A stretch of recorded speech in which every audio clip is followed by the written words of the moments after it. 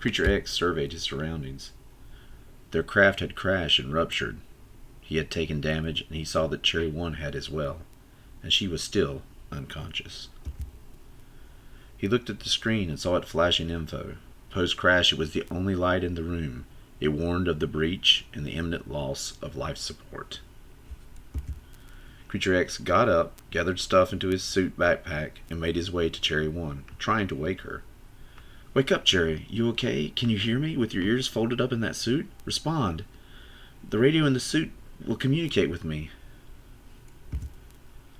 "Wake up," came the voice of a memory in the unconscious mind of Cherry. It was her mother standing over her while she slept in the bed. "Wake up. We have to get to the bunkers. The Nikan are coming. They will not rest until we breathe no more. Hurry." "Wake up, Cherry." Her mother's face was replaced with that of CreatureX. Cherry struggled to open her eyes, but succumbed to the roar in her head.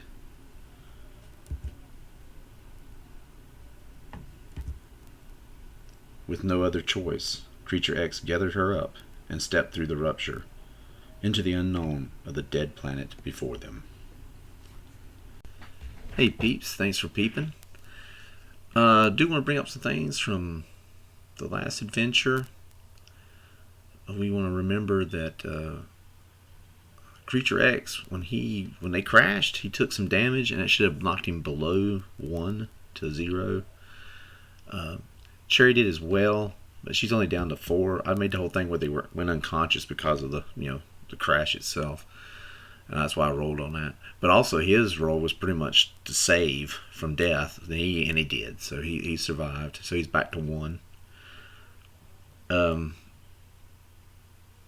The other thing was, it's been a while. It's because I've been adulting, as it were. And today I was off this weekend, so I was trying to get this. But the whole time I've been doing art and stuff, and I hope that opening intro was good enough. But anyway, we're going to start here.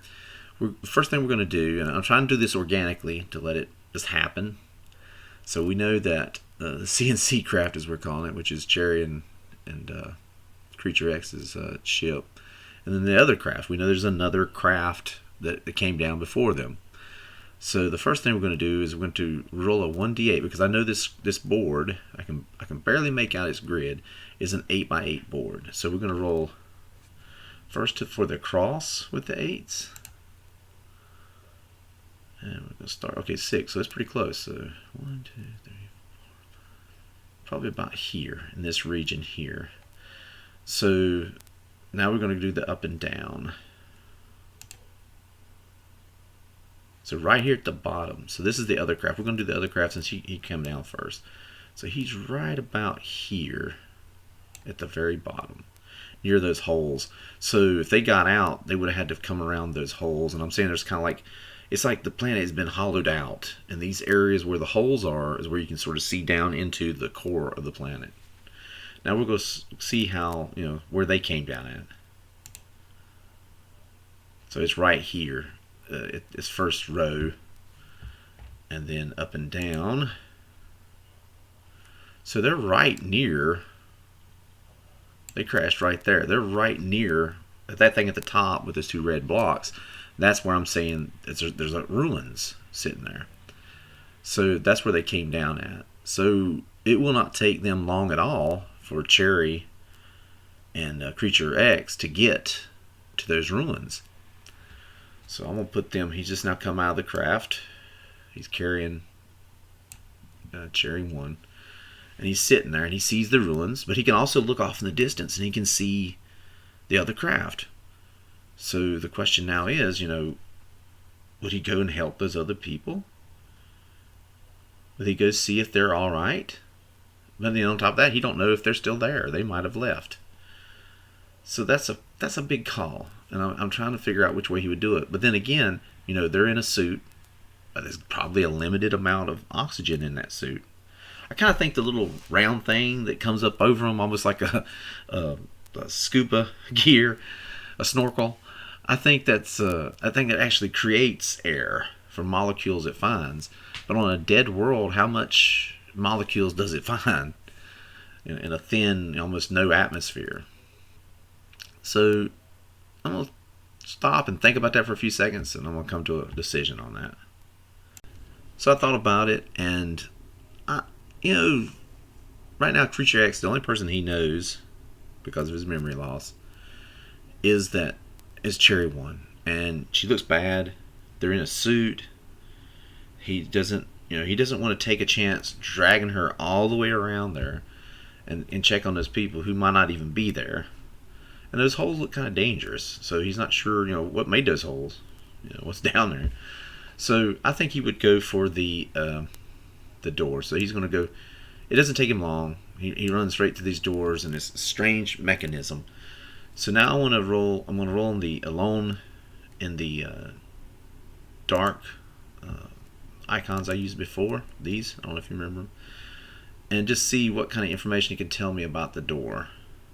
Just to create something organically. So we're going to do this one first. That's 1, 5, 3. 1, 5, 3. 153. Let's see. D66. D666 roll, as they call it.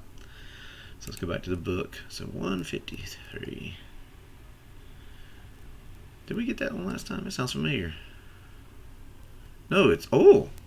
I don't know if you can see 153 there, but it looks like a gear.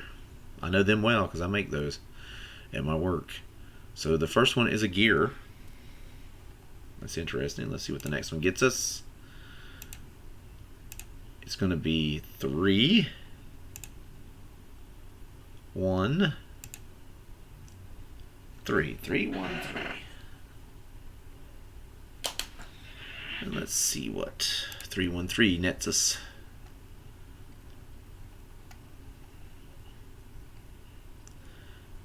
Ooh, ooh, it's a tentacle. Ooh, that's interesting. A tentacle. It could also be a fractal.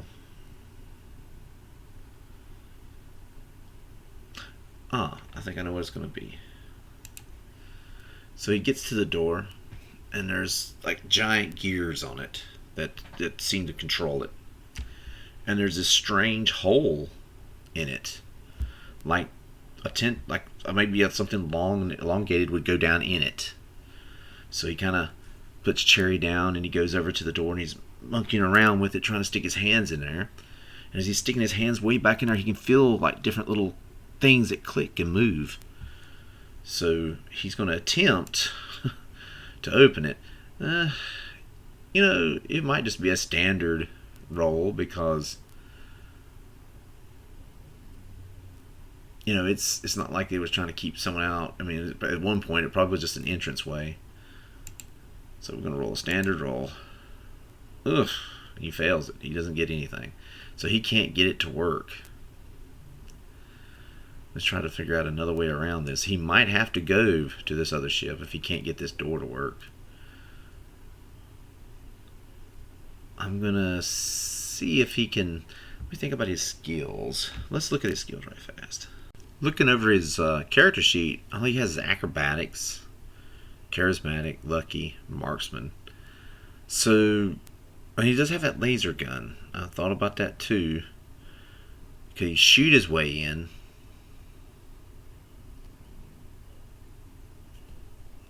And you gotta wonder, would he be willing to take that risk?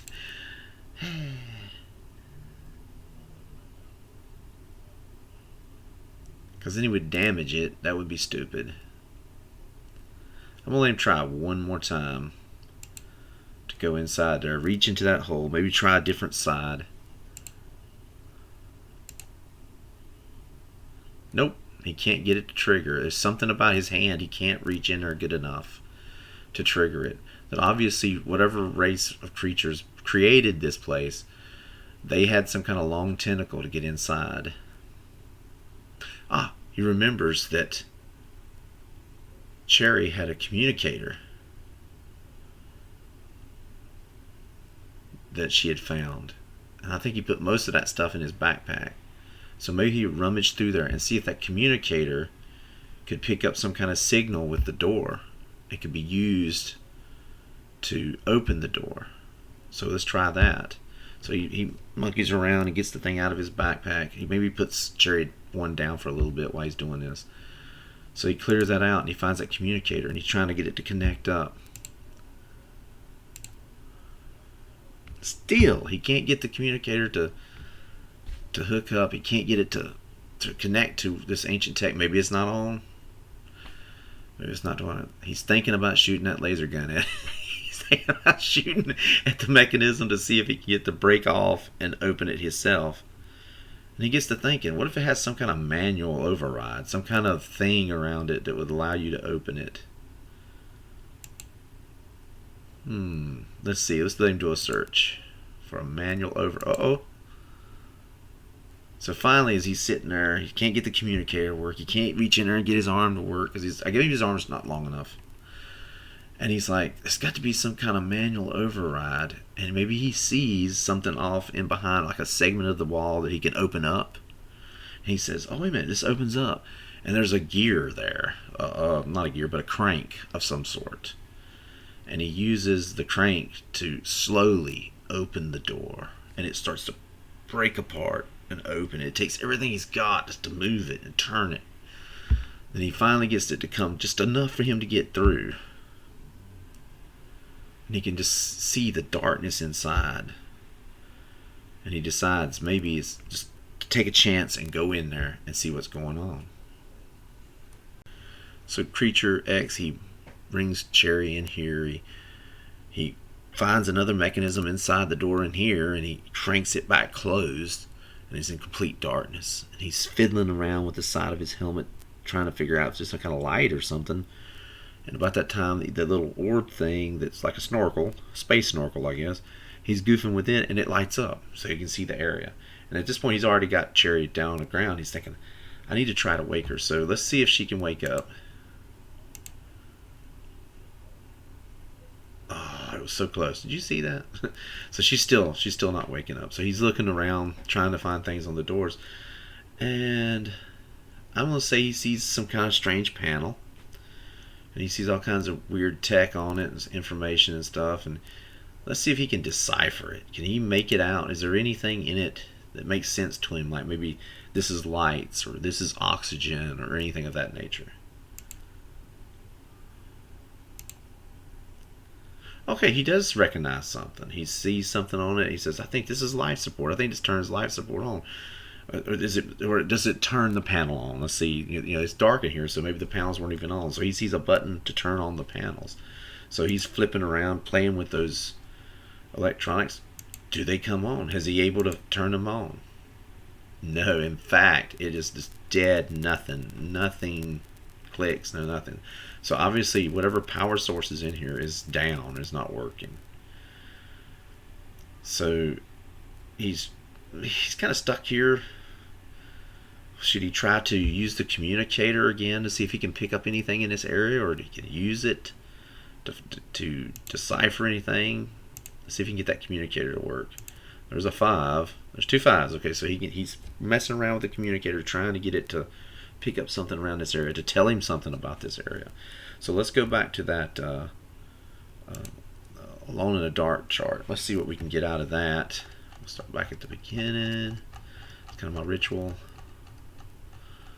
What kind of thing does it tell him while he's sitting there messing with it? So let's clear these out. It's going to be 1, 4, 6. 1, 4, 6. What does it tell us about? What is 1, 4, 6 on this little chart? Wrong thing, Alice. 1, 4, 6. 1, 4, 6. Ooh, half-eaten food. What's the communicator saying? Something about half-eaten food. Let's do our next roll. They always say do 2 to give yourself a kind of a cool idea. 6. 6. Oh. 6, 6, 4. Ooh. 6, 6, 4. So close. A little bit below the beast, I guess. Let's go back to this. Find 6, 6, 4. We got a lot of scrolling to do. Try not to get dizzy. 664. Almost a beast. Huh. Is that a claw? Was that like fire or water or air?